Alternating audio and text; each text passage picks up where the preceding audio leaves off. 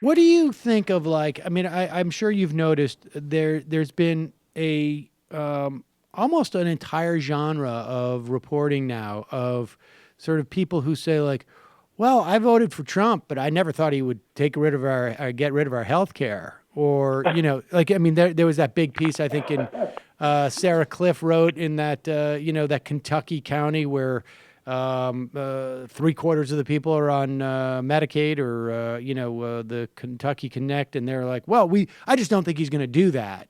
Hmm. I mean, I saw a piece today that was, I voted for Trump, but not against Planned Parenthood.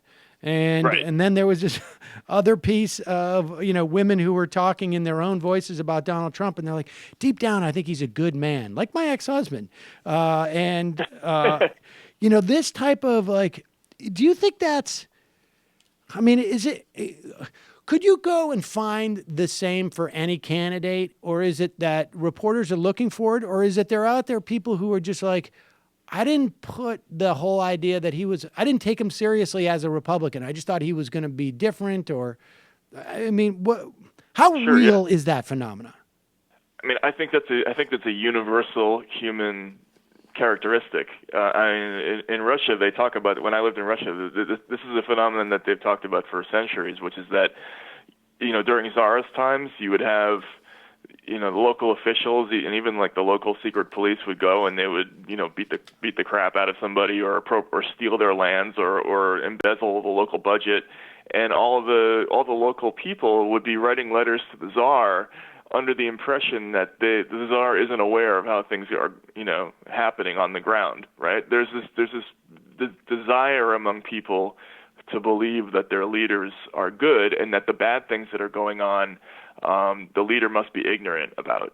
And that happens, I think, with all people. It happens on the left with Obama. It's just that Right. with Trump, it's so obvious because all people have to do is look at what he's actually said, and it contradicts what they actually believe about him. But the problem is that, again, this gets back to the whole issue of what news sources do people believe. If the Washington Post says that Donald Trump is going to take away our health care, and Breitbart says he's not, and Trump says he's not, then there are people out there who will stick to their guns and say, I just don't believe he's going to do it.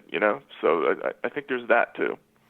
And what's amazing is all this is happening, and the guy's not even president yet. I mean, it just like Right. feels like he's been president for like 3 years, and it's just God. It's been so relentless. When's this going to end? And it hasn't even started yet.